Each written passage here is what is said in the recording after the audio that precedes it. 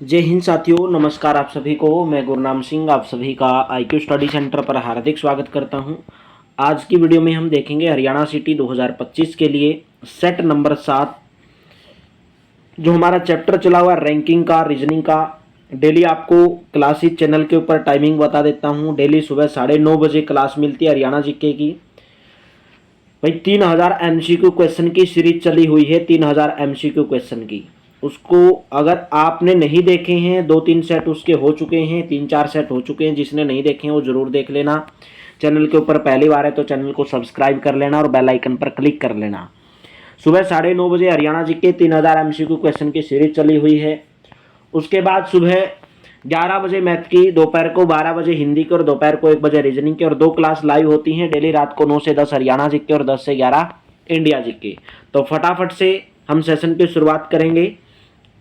और इस सेशन की शुरुआत करने से पहले आप सबसे रिक्वेस्ट है कि क्लास को शेयर कर दिया करो। क्या बोला गया? एक दुकान में 6 पंक्तियों की शेल्फ में कुछ वस्तुएं क्रम में रखी हुई हैं। भाई दुकान के अंदर 6 पंक्तियों की एक शेल्फ है, यानी कि कोई एक अलमारी है 6 पंक्तियों की, जिसके अंदर 6 खाने हैं। उसके अंदर वस्तु रखी हुई है। क्या क्या रखा? बिस्किट चॉकलेट के डिब्बों के ऊपर रखी है। बिस्किट किधर रखी है? चॉकलेट के डिब्बों के ऊपर रखी है, परंतु चिप्स के पैकेट की पंक्ति के नीचे रखे हुए हैं। ठीक है। बाद में क्या बोला गया?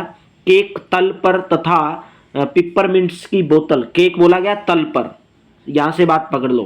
केक बिल्कुल आखिर में रखा है, यानी कि केक रखा बिल्कुल आखिर में। केक तल पर तथा पिपरमिंट्स की बोतल चॉकलेट के नीचे थी। चॉकलेट के नीचे थी किसकी? पिपरमिंट्स की बोतल चॉकलेट के नीचे। सबसे ऊपरी पंक्ति में जैम की बोतलें थी। मतलब सबसे ऊपर किसकी बोतल थी? जैम की बोतल थी। जैम की बोतल सबसे ऊपरी पंक्ति में जैम की बोतलें थी। पिपरमिंट्स की बोतलें यथार्थ रूप से कहां पर थी?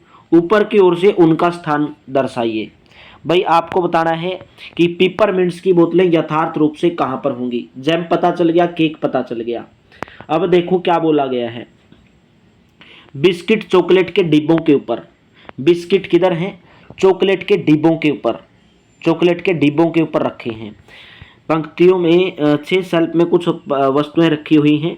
बिस्किट चॉकलेट के डिब्बों के ऊपर, परंतु चिप्स के पैकेट की पंक्ति के नीचे। चिप्स की पैकेट की पंक्ति के नीचे, यानी कि दूसरे नंबर पर क्या रखा होगा? चिप्स रखा होगा, और उसके नीचे क्या हो जाएंगे फिर? बिस्किट। बिस्किट, ठीक है, बिस्किट। चौथे नंबर पर फिर क्या आएगा आपका? चॉकलेट। चॉकलेट, और यहां से क्या आएगा? ये बच गया आपका पिपरमिंट्स। पिपरमिंट्स ये बन गया आपका। तो उसने पूछा है कि पिपरमिंट्स की बोतलें यथार्थ रूप से कहां पर थी? ऊपर की ओर से बताना है। पहले, दूसरे, तीसरे, चौथे, 5वें नंबर पर होंगी पिपरमिंट्स की बोतलें। ऑप्शन नंबर आपका 4 करेक्ट होगा। ठीक है, चलिए नेक्स्ट क्वेश्चन बताएंगे। 5 बालकों की बौद्धिक अक्षमता जानने के लिए उनके मनोवैज्ञानिक परीक्षण के लिए उन रिपोर्ट में मनोवैज्ञानिकों ने यह अंकित किया कि बालक ए बालक बी से बुद्धिमान है। बालक ए किससे बुद्धिमान है? बालक बी से। अगर बालक ए बालक बी से बुद्धिमान है तो ए ऊपर आएगा, बी नीचे आएगा, क्योंकि ए तो बुद्धिमान है। जो बुद्धिमान रहेगा वो ऊपर रहेगा। बालक सी बालक डी से कम बुद्धिमान है। बालक सी किससे कम बुद्धिमान है? बालक डी से कम बुद्धिमान है। बालक बी बालक सी से कम बुद्धिमान है। बालक बी जो है बालक सी से कम बुद्धिमान है। कौन? बालक बी। अगर कम बुद्धिमान है, भाई यहां पर देखिए क्या बोला गया शुरू में, बालक ए बालक बी से कम बुद्धिमान है। भाई बी से कम बुद्धिमान है तो बी ऊपर आएगा और ए नीचे आएगा। यहां से गलती कर रहे हैं। बोला गया कि जो सी है वो डी से कम बुद्धिमान है। सी डी से कम बुद्धिमान है, और बी सी से कम बुद्धिमान है तो सी ऊपर आएगा अगर बी से कम बुद्धिमान है। और बोला गया कि सी डी से कम बुद्धिमान है तो डी ऊपर आएगा। तो बच गया कौन? ए हो गया, बी हो गया, सी हो गया, और कौन बच गया भाई? आपका बच गया एक ई बच गया। ई तो ई नीचे आ जाएगा। तो उसने बोला है कि कौन सा बालक सबसे अधिक बुद्धिमान है? कौन है? डी। ऑप्शन नंबर आपका कौन सा करेक्ट रहेगा? ऑप्शन नंबर 3 करेक्ट रहेगा। चलिए नेक्स्ट क्वेश्चन है। एक मेज पर 5 पुस्तकें A B C D E रखी हुई हैं। यदि ए ई के नीचे है, सी और डी के ऊपर, यदि ए ई के नीचे है, ए किधर है? ई के नीचे, तो ई इधर आएगा और ए इसके नीचे है, रख दो ई के नीचे। सी और डी के ऊपर, सी और डी के ऊपर कौन है? सी और डी के ऊपर सी और डी के ऊपर, सी और डी के ऊपर, बी को ए के नीचे, बी को ए के नीचे, ए के नीचे मतलब बी को इधर रखा है, और डी को ई के ऊपर रखा है, डी को ई के ऊपर रखा है। ठीक है, तो निम्नलिखित में से कौन सी पुस्तक मेज की सतह को छुएगी? डी रख दिया, ई रख दिया, ए रख दिया, बी रख दिया, तो एक बच गया सी, तो सी हो जाएगा नीचे। क्यों होगा? देखिए बोला गया सी और डी के ऊपर, सी जो है सी डी के ऊपर, डी के ऊपर, तो बोला गया कि कौन सी पुस्तक मेज की सतह को छुएगी? मेज की सतह को कौन सी पुस्तक छुएगी भाई? पुस्तक सी छुएगी नीचे सतह पे। ठीक है, ऑप्शन नंबर आपका थर्ड वाला करेक्ट रहेगा, ऑप्शन नंबर थर्ड करेक्ट रहेगा। ठीक है, चलिए नेक्स्ट बताएंगे। ए का वजन बी से 2 गुना है, बी का वजन सी से 4.5 गुना है, सी का वजन डी से आधा है, डी का वजन ई से। ये शायद आपको ये क्वेश्चन मैंने ऑलरेडी करवा दिया था।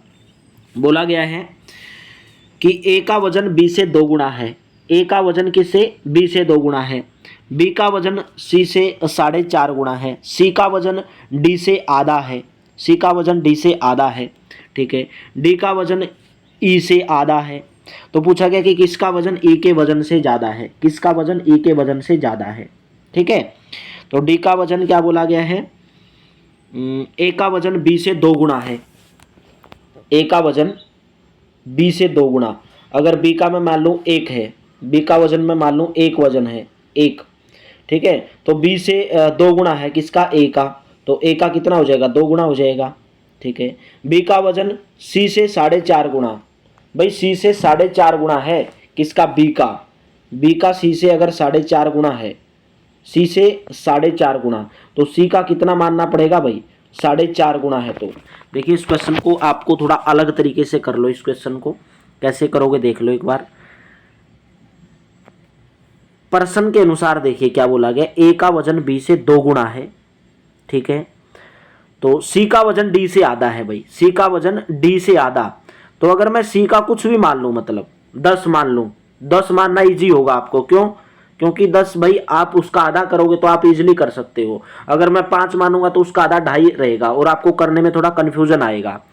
तो अगर सी का वजन डी से आधा है तो डी का अगर 20 है तो सी का कितना हो जाएगा? 10 हो जाएगा। ठीक है, आधा वजन है। ए का वजन बी से 2 गुना है। ठीक है, और यहाँ पे देखिए बी का वजन सी से 4.5 गुना, यानी कि बी का वजन सी से 4.5 गुना, सी का कितना है? 10, और इसका 4.5 गुना कितना हो जाएगा? 4.5 गुना 10 यानी कि कितना हो जाएगा? 45। ए का वजन बी से 2 गुना, ए का वजन बी से 2 गुना, बी का कितना आया? 45, तो ए का कितना हो जाएगा? 2 गुना है तो कितना हो जाएगा? 90। समझे यहाँ से? ठीक है, हमारे पास ए का आ गया, बी का आ गया, सी का आ गया, डी का आ गया। बोला गया डी का वजन ई से आधा है, डी का वजन भी ई से आधा है। अगर ई से आधा है तो ई का कितना रहेगा भाई? ई का कितना रहेगा वजन? अगर ई से आधा है तो ई का मेरे दोस्तों 40 रहेगा, तभी तो डी इसका आधा होगा। समझे यहाँ से बात? समझ गए होगे बिल्कुल। आप मान सकते हैं कुछ भी, मैंने सी 10 माना, आप 5 भी मान सकते हैं, 4 भी मान सकते हैं। मैंने इसलिए 10 माना क्योंकि 10 को आधा करना, उसका 4 गुना करना, उसको इजिली कर सकते हैं। तो किसका वजन ई के वजन से ज्यादा है? ई का कितना है? 40 है, तो इसका वजन 40 से कौन किसका वजन ज्यादा है? ए का और बी का। ऑप्शन नंबर आपका कौन सा करेक्ट रहेगा? ऑप्शन नंबर सेकंड करेक्ट रहेगा। नेक्स्ट क्वेश्चन बताएंगे, क्वेश्चन नंबर 5 से 9, क्वेश्चन नंबर 5 से 9 आंसर देना भाई आपको। ठीक है, इसके ऊपर ही बेस्ड क्वेश्चन है। निम्नलिखित प्रत्येक प्रश्न नीचे दिए गए व्यवस्था क्रम पर आधारित है, व्यवस्था क्रम का सावधानी पूर्वक अध्ययन कीजिए और प्रश्नों का उत्तर दीजिए। क्वेश्चन नंबर 5 का यह आपके पास क्वेश्चन है और आंसर देना है। दिए गए व्यवस्था क्रमानुसार के आधार पर निम्नलिखित श्रृंखला में प्रश्नवाचक चिन्ह के स्थान पर क्या आना चाहिए भाई? बताना कि प्रश्नवाचक चिन्ह के स्थान पर क्या आना चाहिए। यहां पर पूछा है कि क्या आना चाहिए भाई इसने। ठीक है, यहां पर पूछा है क्या आना चाहिए इसने, तो देखिए क्या आएगा यहां पर। अगर मैं बात करूं, देखिए एन के बाद क्या आया? ई आया। एन के बाद क्या आया? ई आया। एन 14 नंबर पे आता है, यहां से बात समझे। या भाई आप टोटल एन के बाद ई आया, एन आपका 14 पर, ई आता है 5 नंबर पर, तो कितने का डिफरेंट होगा भाई? यहां से 9 का डिफरेंट हुआ। कितने का डिफरेंट हुआ? 9 का डिफरेंट हुआ। ठीक है, और ई से तो फिर एंड का निशान आ गया, फिर एंड से 2 का निशान आ गया। तो इस क्वेश्चन को किस तरीके से सोल्व किया होगा भाई? क्वेश्चन नंबर 5 को एन एन ई एंड का निशान QA2T5। यहाँ से देख लो भाई, यहाँ से देख लो, एन के बाद एट द रेट का निशान है, ठीक है।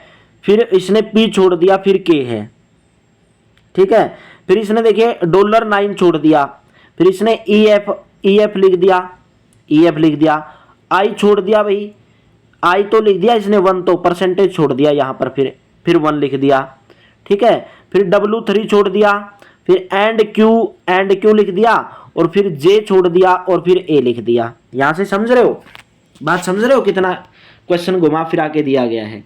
देखिए पहले वाले में एन एट द रेट लिखा, P छोड़ दिया, K लिख दिया, मतलब एक अक्षर छोड़ दिया, फिर 2 अक्षर छोड़ दिए, फिर 2 लिख दिए, फिर एक अक्षर छोड़ दिया, फिर लिख दिया, फिर 2 अक्षर छोड़ दिए, ठीक है। फिर 2 अक्षर लिख दिए, W और E छोड़ दिए, फिर एंड और Q लिख दिया, फिर इसने J छोड़ दिया, J छोड़ के इसने क्या लिख दिया, A लिख दिया। फिर इसने क्या किया, हैशटैग और L छोड़ के 2T लिख दिया, और फिर H छोड़ के फिर 5 लिख दिया। फिर अभी आप कितने अक्षर छोड़ोगे, 2 अक्षर छोड़ोगे, स्टार और B, तो यहाँ पर क्या आएगा, G आएगा, और 2 अक्षर लिखोगे, G और C आएगा, फिर एक अक्षर छोड़ोगे, फिर I आएगा। तो ऑप्शन नंबर पहला करेक्ट रहेगा, ठीक है। बहुत इंपॉर्टेंट क्वेश्चन था भाई, इसके बेस पर ही आपको इस क्वेश्चन का आंसर देना था, ठीक है। तो पहला आंसर करेक्ट रहेगा। दिए गए व्यवस्था क्रम में ऐसे कितने स्वर हैं जिनमें से प्रत्येक के ठीक पहले एक व्यंजन आता है और ठीक बाद एक प्रतीक आता है। स्वर नहीं आना चाहिए, व्यंजन आना चाहिए। व्यंजन का मतलब कॉन्सोनेंट, ठीक है, वो कॉन्सोनेंट भाई, कॉन्सोनेंट आना चाहिए, कॉन्सोनेंट। तो बोला गया कि दिए गए स्वर कितने स्वर हैं जिनमें से प्रत्येक के ठीक पहले एक व्यंजन आता है। स्वर वावल देख लो पहले, तो वावल कहां पर है, उससे पहले क्या आना चाहिए, वावल से पहले व्यंजन आना चाहिए और उसके बाद एक चिन्ह आना चाहिए। वावल से पहले व्यंजन आना चाहिए और उसके बाद चिन्ह आना चाहिए, ठीक है। वावल से पहले व्यंजन आना चाहिए, वावल है, इसके पहले व्यंजन नहीं आ रहा है, ठीक है। तो और देखो वावल कौन सा है, और वावल नजर आ रहा है किधर भाई, और वावल मेरे को किधर नजर नहीं आ रहा भाई इसके अंदर, ठीक है। तो बताओ, एक स्वर है, सो स्वर MATNPK ई तो आ गया, इससे पहले आना चाहिए स्वर, स्वर तो इससे पहले नहीं आ रहा, 1W3QJ आ गया। देखो यहां से एक स्वर मिला, इससे पहले व्यंजन आ रहा है J, इससे पहले J व्यंजन आ रहा है और बाद में प्रतीक चिन्ह आ रहा है। तो एक ही ऐसा शब्द है, एक ही ऐसा स्वर है जिसके पहले एक व्यंजन आता है और बाद में चिन्ह आता है, ठीक है। तो यहां पर आपका ऑप्शन नंबर कौन सा करेक्ट रहेगा, ऑप्शन नंबर आपका 6 का A करेक्ट रहेगा। आपको बताना था कि कितने स्वर हैं, यानी कि कितने वावल हैं जिसके तुरंत पहले कॉन्सोनेंट आता है, व्यंजन आता है, और जिसके तुरंत बाद एक चिन्ह आता है, यानी कि एक निशान आता है, एक चिन्ह आता है, ठीक है। तो एक ही है इसके अंदर, वो A था। नेक्स्ट है, दिए गए व्यवस्था क्रम के अनुसार आधार पर निम्नलिखित 4 में से 3 कुछ हद तक एक तरह के हैं, वह कौन सा है जो समूह से संबंधित नहीं है। जो आपको बताना है कि इनमें समूह से संबंधित नहीं है, कौन सा है। देखिए भाई ये क्वेश्चन थोड़ा वहां पे था वो, तो अभी हमें पीछे जाना पड़ेगा, आपको थोड़ा समझने में कठिनाई होगी। पहले मैं आपको यहां पर लिख दे रहा हूं, ये $F@, इनमें से बताना है कि 3 तो एक समूह बनाते हैं, 3 तो, और एक ऐसा इनमें समूह नहीं बनाता है, ठीक है। तो इस क्वेश्चन के ऊपर जाओ, पहले आप ऑप्शन देख लो कौन कौन से थे। एक तो $F और @, पहला ऑप्शन तो ये था। दूसरा ऑप्शन था आपका C, यानी कि C ऐसे था भाई, C। फिर था आपका Z और फिर स्टार, दूसरा ऑप्शन ये था। तीसरा ऑप्शन कौन सा था, 3J और परसेंटेज, तीसरा ऑप्शन ये था। चौथा ऑप्शन कौन सा था, 2A और 5, चौथा ऑप्शन ये था। तो आपको बताना कि 3 तो समूह बनाते और एक समूह नहीं बनाता। तो देखो कौन सा है, $है, F है और @, है। डॉलर किधर नजर आ रहा है, इसमें इधर नजर आ रहा है, F इधर नजर आ रहा है। कितने का गैप है $, और F में, +3 का गैप है। डॉलर के बाद F तीसरे नंबर पे आता है, +3 का गैप है। F के बाद F के बाद भाई तो पीछे की साइड में है, मतलब इधर जाओ पीछे की साइड में, 1 2 3 4 5 6, -6 है मतलब। भाई डॉलर से लेकर एफ +3 का गैप है और एफ से @-6 का गैप है। ठीक है, समूह बना रहे हैं ये। तो यहां से देखो फिर सी से जेड, सी किधर है, यहां पर सी नजर आया यहां पर, और जेड आया नजर यहां पर। तो सी से जेड भी कितना गैप हुआ, +3 का गैप हुआ। और जेड से स्टार वापिस आ जाओ, स्टार इधर है, तो जेड से स्टार -6 का गैप हुआ। तो मतलब ये समूह बनाते हैं और एक इनमें से समूह नहीं बनाएगा। 3 से जेड देखो, 3 कहां पर नजर आ रहा है आपको, 3 से जेड QN 3 यहां पे नजर आया। 3 से जेड, 3 से जे सॉरी 3 से जे कौन से नंबर पे, +3 का गैप है। फिर उसने बोला परसेंटेज किधर है भाई, यहां से परसेंटेज, तो जे से उल्टा परसेंटेज जाओ, -6 का गैप है। तो मतलब इनमें सब में +3 -6 का गैप है, लेकिन इस ऑप्शन के अंदर आपको ऐसा नहीं मिलेगा। 2A5 के अंदर 2A5 वाला मतलब ऐसा जो समूह नहीं बनाता है। तो 2A5 कौन से ऑप्शन में है, ऑप्शन नंबर 4 में, ऑप्शन नंबर आपका 4 करेक्ट रहेगा। नेक्स्ट क्वेश्चन, बताना कि ऐसी कितनी संख्याएं हैं जिनमें से प्रत्येक एक प्रतीक से ठीक पहले आती है। इनमें से कितनी ऐसी संख्याएं हैं जो एक चिन्ह से ठीक पहले आती हैं। चिन्ह से ठीक पहले बतानी कौन कितनी संख्या आती हैं भाई, चिन्ह से ठीक पहले कौन सी संख्या आती है। एक चिन्ह है, इससे पहले संख्या नहीं आती, ना इससे पहले संख्या आती है, ना इससे पहले संख्या आती है, इससे पहले संख्या आती है। चिन्ह से पहले संख्या आनी चाहिए। ठीक है, चिन्ह से पहले संख्या आनी चाहिए। तो चिन्ह एक इधर है, इधर भी एक संख्या आती है। ठीक है, चिन्ह से पहले संख्या आनी चाहिए। तो एक कितने बच गए, 2 ही हैं भाई। चिन्ह से पहले संख्या आनी चाहिए, कितने हैं, 2 ही हैं, 2। ठीक है, दो ऐसी संख्याएं हैं जो चिन्ह से पहले आती हैं।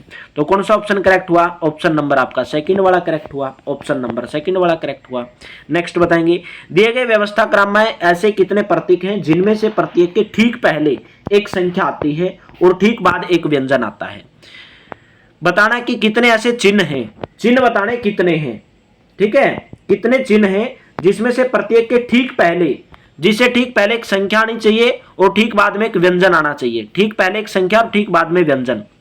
ठीक है, ठीक बाद में व्यंजन। ठीक पहले एक संख्या आ रही है, नहीं आ रही है।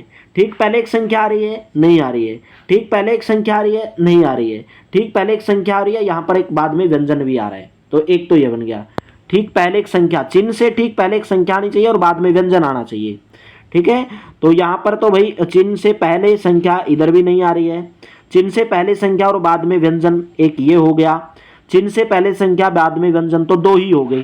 कितने हो गए, 2। तो ओनली 2 है ऐसे जिसमें चिन्ह से पहले संख्या आती है और बाद में व्यंजन आता है। चिन्ह से पहले संख्या आती है और बाद में व्यंजन आता है। तो ऑप्शन नंबर आपका सेकंड करेक्ट रहेगा। ठीक है, 5 से 9 तक ऐसे ही क्वेश्चन थे। क्वेश्चन नंबर 10 से 12 बताओ भाई। 10 से 12 सेम इसके ऊपर क्वेश्चन है। एक विद्यालय में 6 व्यक्ति ABCDE प्रत्येक अध्यापक 2 विषय पढ़ाते हैं। ठीक है, एक विद्यालय में 6 व्यक्ति हैं ABCDEF और प्रत्येक अध्यापक 2 विषय पढ़ाते हैं, जिसमें से एक अनिवार्य विषय है और एक वैकल्पिक विषय है। डी का वैकल्पिक विषय इतिहास था, जबकि अन्य 3 के पास वह अनिवार्य विषय के रूप में था। ई और एफ के पास भौतिक शास्त्र एक विषय के रूप में है। एफ का अनिवार्य विषय गणित है, जो सी और ई दोनों के वैकल्पिक विषय हैं। इतिहास और अंग्रेजी ए के विषय हैं, परंतु अनिवार्य और वैकल्पिक शतरंज के निर्णय डी से बिल्कुल विपरीत है। तो क्वेश्चन नंबर 10वां, 11वां और 12वां आपको इसके ऊपर आंसर देना भाई। ठीक है, तो यहाँ पर भाई इसका आपको एक थोड़ा सा डायग्राम बनाना पड़ेगा। यहाँ पर मेरे पास जगह नहीं नजर आ रही भाई। ठीक है, जगह नहीं नजर आ रही। देखिए, उम्मीद करता हूँ आप इस पूरे 10 से 12 क्वेश्चन को कर लोगे। ये इस तरीके से डायग्राम बनाना है। एक बार यहाँ पर डायग्राम बना के आपको दिखा देता हूँ। जगह कम है मेरे पास। यहाँ से देखिए, यहाँ से खाने बना लो, ऐसे ऐसे खाने बना लो। ऐसे खाने बनाए, यानी कि देखो कितने ABCDEF 6 आदमी हैं, तो 6 खाने बना लो। 1 2 3 4 5 और 6, 1 2 3 4 5 6 खाने हो गए। ठीक है, यहाँ पर लिख लो A आदमी, यहाँ पर लिख दो B, यहाँ पर लिख दो C, यहाँ पर लिख दो D और यहाँ पर लिख दो E और यहाँ पर लिख दो F। ठीक है, और एक दिया गया अनिवार्य विषय, तो AY से लिख दिया अनिवार्य विषय, AV लिख दिया भाई मैंने। ठीक है, अनिवार्य विषय। और एक दिया गया वैकल्पिक विषय, VV से लिख दिया वैकल्पिक विषय। अनिवार्य विषय और वैकल्पिक विषय ऐसे दिया गया है डायग्राम। बस इससे जब आप पूरे को बना लोगे ना, तो 3 क्वेश्चन आपके सोल्व होते हैं इससे। देखिए क्या बोला गया है, डी का वैकल्पिक विषय इतिहास था, डी का वैकल्पिक विषय इतिहास था। तो डी का अगर वैकल्पिक विषय इतिहास था तो यहां पर इतिहास लिख दो, क्योंकि डी का वैकल्पिक विषय इतिहास था। भाई जो बोला गया वो करते जाना आपको। जबकि अन्य 3 के पास यह अनिवार्य विषय के रूप में था, बल्कि डी के बाद जो अन्य 3 बच गए ना, उनके पास ये अनिवार्य विषय था। ठीक है, ई और एफ के पास भौतिक शास्त्र एक विषय के रूप में है। किसके पास? ई और एफ के पास। ठीक है, एक भौतिक शास्त्र के विषय के रूप में है। एफ का अनिवार्य विषय गणित है। भाई एफ का अनिवार्य विषय गणित है, तो अनिवार्य विषय इधर है, तो इसका अनिवार्य विषय गणित है। यहां से समझे। और यहां से देखिए क्या बोला गया था, ई और एफ के पास भौतिक शास्त्र एक विषय के रूप में है। एफ के पास भी भौतिक शास्त्र है, तो इसके पास वैकल्पिक विषय भौतिक वाला होगा। यहां से समझ गया होगा, उम्मीद करता हूं। बाद में देखिए जो सी और ई दोनों के लिए वैकल्पिक विषय हैं। कौन से? गणित। गणित सी के लिए भी वैकल्पिक है और ई के लिए भी।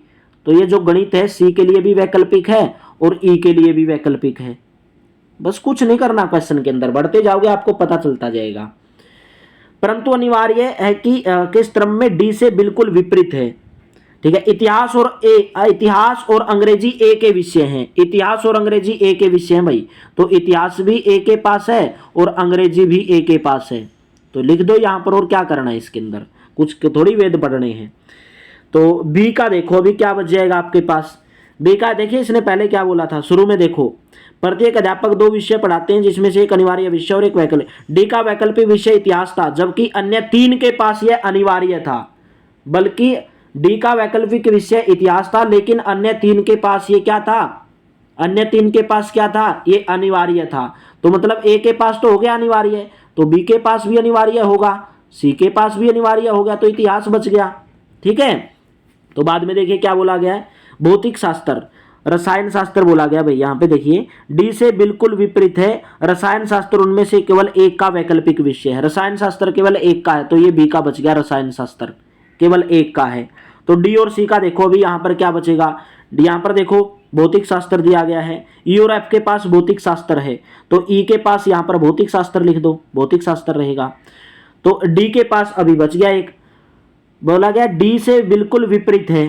डी से अगर कौन? बी बिल्कुल विपरीत है डी से। डी अगर बी से बिल्कुल विपरीत है तो इसके पास कौन सा विषय बनेगा? अंग्रेजी विषय। ऐसे बना देना आपको सारणी, और 10 से 12 तक आपके क्वेश्चन सोल्व हो जाएंगे। जो मैंने ये सारणी बनाई है इसके ऊपर आपको सोल्व करना है इन क्वेश्चनों को। ठीक है, उम्मीद करता हूँ आप इस सारणी के ऊपर पूरे के पूरे क्वेश्चन को सोल्व कर लोगे, क्योंकि यहाँ पर मेरे पास जगह कम थी, इसलिए मैंने ये सारणी बिल्कुल सही है। इस सारणी को देख के आपको 10वां क्वेश्चन देख लेना है कौन सा है, फिर 11वां और फिर 12वां। ठीक है, तो चलिए देखिए नेक्स्ट क्वेश्चन है, जैसे क्वेश्चन नंबर 11 और 12 आपको बताना है समूह में महिला सदस्य कौन है। बताना है कि समूह के अंदर महिला सदस्य कौन है। सी का अनिवार्य विषय क्या है। भाई उसके अंदर महिला भी दी गई थी। ठीक है, डी एक महिला थी, उसके अंदर दिया गया था। ठीक है, उसके अंदर दिया गया था कि डी महिला है, तो डी महिला हो जाएगी। सी का अनिवार्य विषय बताना है। सी का अनिवार्य विषय कौन सा है? इतिहास है। ठीक है, ऑप्शन नंबर 3 करेक्ट रहेगा। बस ऐसे ही देना था आपको इसका आंसर। नेक्स्ट बताएंगे क्वेश्चन नंबर 13 से 15 क्या दिया गया है। भाई आपको इसके अंदर भी मेरे दोस्तों ऐसे ही डायग्राम बनाना पड़ेगा। भाई सेम क्वेश्चन। संस्थान के निदेशक ने घोषणा की है कि विभिन्न क्षेत्रों जैसे नेतृत्व, निर्णय, निर्माण, गुणवत्ता। भाई ये हरियाणा पुलिस कांस्टेबल के अंदर पूछा गया क्वेश्चन है, आपके भाई सिटी के अंदर भी पूछा जा सकता है। मूल्यांकन केंद्र और समूह चर्चा पर 6 अतिथि व्याख्यान सोमवार से रविवार को प्रत्येक दिन एक आयोजन किया जाता है। प्रेरणा मूल्यांकन केंद्र के तुरंत बाद आयोजित किया जाना चाहिए। गुणवत्तावृत्त आधार को आयोजित किया जाना है, उसके बाद समूह चर्चा नहीं होना चाहिए। निर्णय शुक्रवार को आयोजित किया जाना चाहिए। मतलब भाई दिन दिए गए कि कौन सा कब आयोजित किया जाना चाहिए। तो यहाँ पर एक सारणी बना लेना इसका, बस कुछ नहीं करना। इसके अंदर भी सारणी बनाओगे 3 क्वेश्चन सोल्व हो जाएंगे आपके।